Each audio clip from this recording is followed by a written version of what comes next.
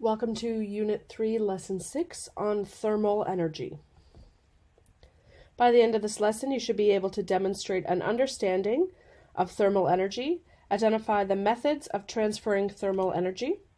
You'll know you've been successful when you can describe in detail the various terms like thermal energy, heat, specific heat, and temperature, investigate various methods of transferring thermal energy, and solve problems related to thermal energy, as well as apply the concept to solve problems related to your daily life and to make connections. So we're going to start with a definition of kinetic molecular theory, the theory that describes the motion of molecules or atoms in a substance in terms of kinetic energy. So this theory is based on the idea that matter is composed of particles, known as atoms and molecules, that attract each other and have kinetic energy. It is the kinetic energy that causes particles to be in a state of constant motion. In a solid, such as ice, the particles are held together in a fixed position by the forces of attraction between them and vibrate because of the kinetic energy they possess, which is shown in the first diagram here. If a solid is warmed up, the particles remain in a fixed position but begin to vibrate more rapidly. So according to this kinetic molecular theory, an increase in the motion of the particles of a substance makes the substance feel warmer. A decrease in the motion makes the substance feel colder. In a liquid, such as liquid water, the particles have more kinetic energy than those of a solid. This causes the particles to vibrate even more rapidly and also to move from place to place, although not very far from each other. So this additional motion gives liquids the ability to flow, which we can see in the second image here. The particles of a gas have more kinetic energy than those of liquids or solids. This causes them to vibrate and move from place to place much farther and more rapidly than the particles of liquids and solids, which we see in diagram C here. Thermal energy is the total amount of kinetic energy possessed by the particles of a substance due to their constant random motion. The amount of thermal energy within an object determines how fast its particles move or vibrate, so how hot or cold the object is. When an object or substance absorbs thermal energy, it warms up, and when it releases thermal energy, it cools down.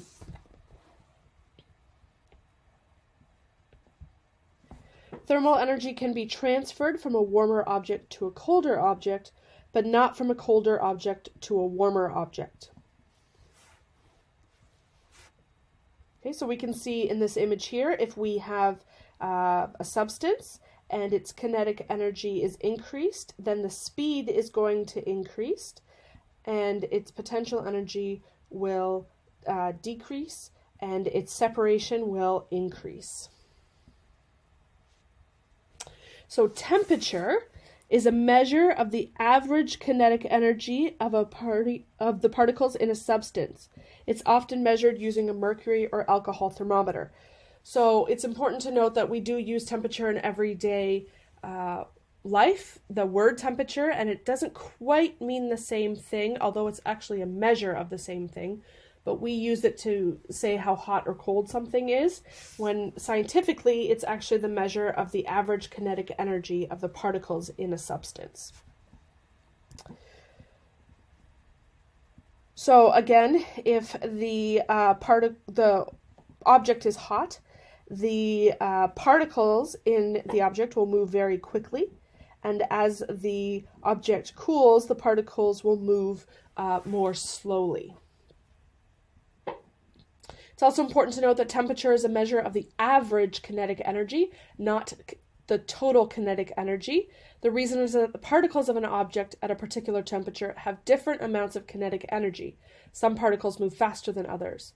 However, the majority of the particles of a warmer object move faster than the majority of the particles of a colder object. So the temperature of a warmer object is higher than the temperature of a colder object.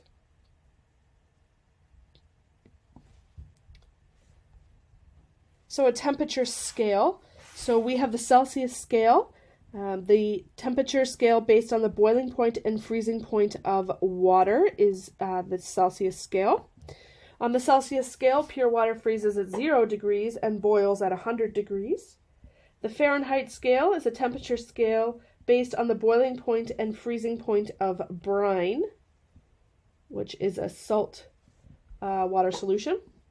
The Kelvin scale is a temperature scale developed using absolute zero as the point at which there is virtually no motion in the particles of a substance at all. Kinetic energy approaches 0 or 0 degrees Kelvin, occurs at negative 270 degrees Celsius. The SI unit for temperature is the Kelvin. Okay, so if we are talking about temperature in Celsius, then it's Kelvin minus 273. And if we're talking about Kelvin, then it is the temperature in Celsius plus 273. So if we have this problem here, ethyl alcohol boils at a temperature of 78.3 degrees Celsius. What is the temperature in Kelvin? So this is just a simple conversion. So we have our temperature in Celsius, and we're going to add 273 to it to get the temperature in Kelvin, because that is what it tells us in the previous slide, that this is how we calculate finding Celsius or Kelvin, depending on which one we have. And so that means then that we get a temperature in Kelvin of 351 Kelvin. So ethyl alcohol boils at 351 Kelvin. So our temperature, we have a melting point, which is the temperature at which a solid changes into a liquid. A freezing point, which is the temperature at which a liquid changes into a solid. A boiling point is the temperature at which a liquid changes into a gas. And a condensation point, which is the temperature at which a gas changes into a liquid. So these are all of our terminology around changes of state of a substance. Okay? And remember, our states are solid, liquid, and gas. Oh, I should also mention that these are specific numbers that are found for each substance. So, for example, vinegar will have a different melting, freezing, boiling, and condensation point than pure water, which will have a different series of points than alcohol, which will have a different series of points than hydrogen peroxide. So all of our substances will have a unique melting, freezing, boiling, and condensation point. Heat, we use the word heat in everyday English. However, it does have a scientific definition as well. So heat is the transfer of thermal energy from a substance with a higher temperature to a substance with a lower temperature. And heat always flows from warmer to cooler objects. So a cup will get cooler while the hand gets warmer, and ice gets warmer while the hand gets cooler. So there is always a flow of the heat to the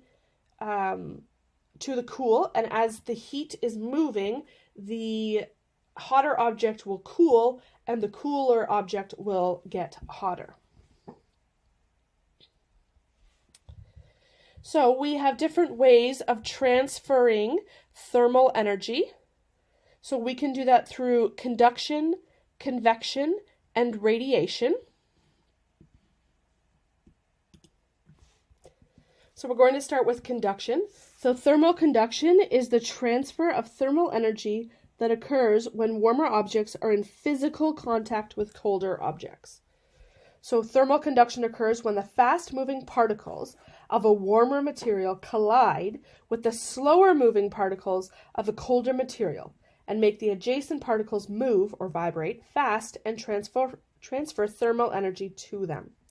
So for example, if we have a pot that's sitting on top of a stove, we have the transfer of thermal energy from an electric stove element to a metal pot, which this is through thermal conduction. Okay, so the cooler particles in the pot will absorb the heat from the hotter stove element, which thereby heats up the pot. Thermal energy slowly moves up the spoon in the second example by conduction as the spoon sits in a hot liquid. So if you've put a metal spoon in a hot liquid, you know that eventually the spoon will be hot to the touch because the heat transfers from the hot liquid to the cooler spoon. Convection occurs when the transfer of thermal energy through a fluid that occurs when colder, denser fluids fall and pushes up warmer, less dense fluids. So in fluids, liquids, and gases, thermal energy can be transferred by convection. So a pot of water that is being heated on a stove, for example, when water particles nearest to the heat source absorb the thermal energy, they move faster and spread further apart. Water near the bottom of the pot becomes less dense than the colder water above it. As a result, the colder, denser water above the warmer water sinks and pushes the warmer, less dense water upward. As the warmer water moves upward and farther away from the heat source, it cools down, increasing in density, and falls into the warmer, less dense water below. This process repeats itself, and heat spreads throughout the liquid.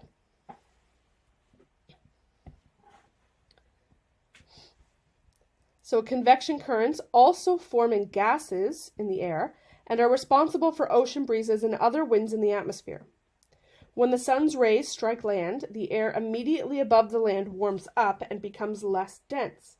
As a result, colder, heavier air that is higher falls downward, pushing the warmer air upward.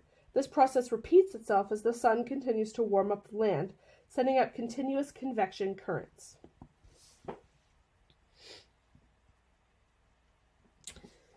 So why is the freezer compartment at the top of a fridge? The freezer compartment at the top of the fridge is at the top of the fridge because cool air sinks. The freezer cools the air at the top, and this cold air cools the food on the way down. It is warmer at the bottom of the fridge. This warmer air rises, and so a convection current is set up inside the fridge, which helps keeps the fridge cool. So radiation. So we've talked about conduction, and now we have radiation. Radiation, the movement of a thermal energy as electromagnetic waves, and electromagnetic waves being emitted from sources such as lamps, flames, and the sun. So because there are no particles between the sun and the earth, it cannot travel by conduction or convection. So particles can't heat up nearby particles and move that around. Instead, it has to travel in waves, being, in the case of the sun, emitted from the sun to the earth, which absorbs it.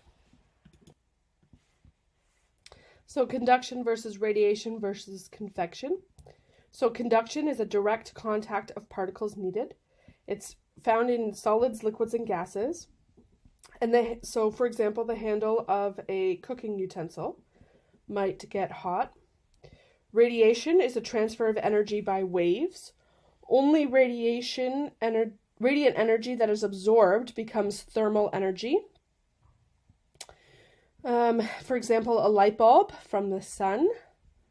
Convection is a transfer of energy by bulk movement of matter, for example, fluids, so air or liquid. It can be found in currents such as wind or water. And an example that would use it would be a hot air balloon. So how do metals conduct heat? Metals are good conductors of heat. The outer electrons of metal atoms are not attached to any particular atom. They are free to move between the atoms. When a metal is heated, the free electrons gain kinetic energy. This means that the free electrons move faster and transfer the energy through the metal. This makes heat transfer in metals very efficient. Insulators do not have free electrons, and so they do not conduct heat as well as metals. The best thermal insulator of all is a vacuum. A vacuum contains no particles or very few particles, so thermal energy cannot be transferred by conduction or convection. A thermos bottle seen beside, is keeping hot foods hot and cold foods cold by having a vacuum between an inner flask and an outer flask. The inner glass flask is usually coated with a shiny mirror-like layer to reflect any thermal energy that may be transferred by radiation.